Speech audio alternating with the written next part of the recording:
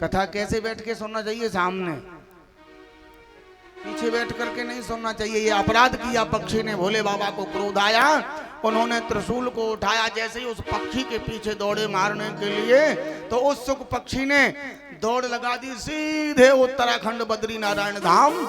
और बद्री नारायण धाम में महाराज व्यास जी की पत्नी का नाम बेटिका, काफी समय हो गया संतान नहीं हुई बेटिका को, तो बेटिका को आई उबासी, जिसको कहते जभाई है।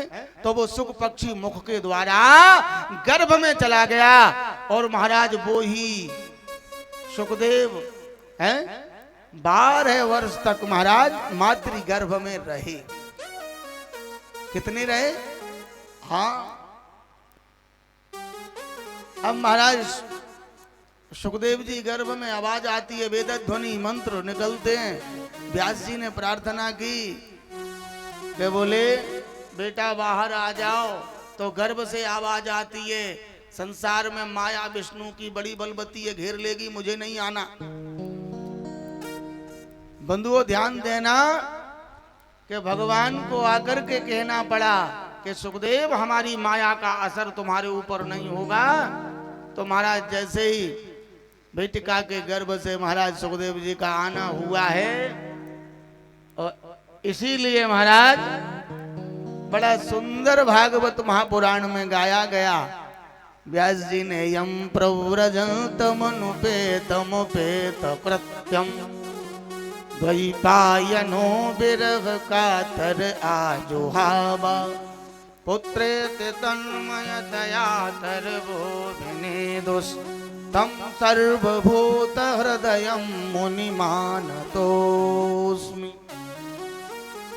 जिन सुखदेव जी ने जन्म लेते ही जिनका नाल छेदन भी नहीं हुआ, नाल छेदन नहीं, नाड़े को भी कंधे पे डाल करके जंगल में चले गए, और व्यास जी हा बेटा कह करके पुकार रहे हैं, लेकिन लौटाने में असमर्थ रहे, लौटा नहीं पाए जंगल से। ऐसे वीतराग व्यास जी का बेटा, उसी का नाम हुआ सुखदेव। अब तो आपको समझ में आ गई सुखदेव जी का प्राकट्य। तो ये भगवान के कला अवतार हैं। कैसे अवतार हैं? कला अवतार।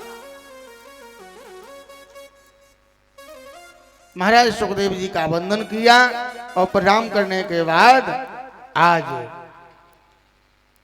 सूत जी महाराज ऋषियों के प्रश्नों का जवाब देते हुए कहते हैं कि सबई पुंसाम परो धर्मो यतो भक्तिरधोक्षजे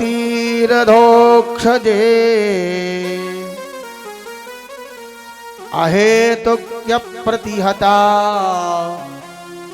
ययात्मा संप्रसीदति।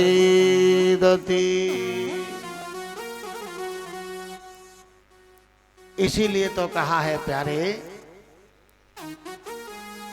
बड़े बड़े मनीषियों ने, संतों ने कि अधिक से अधिक भगवान की कथा का रसपान करो, आनंद आएगा। क्योंकि संतों की सानिध्य में जब बैठोगे तो जीवन बदल जाएगा। क्या? जीवन में परिवर्तन आ जाएगा।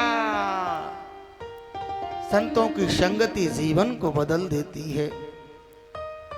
सूत जी महाराज शौनकादिक ऋषियों के प्रश्नों का जवाब देते हुए कहते हैं कि पहला प्रश्न किया था मानव के लिए परम धर्म क्या है।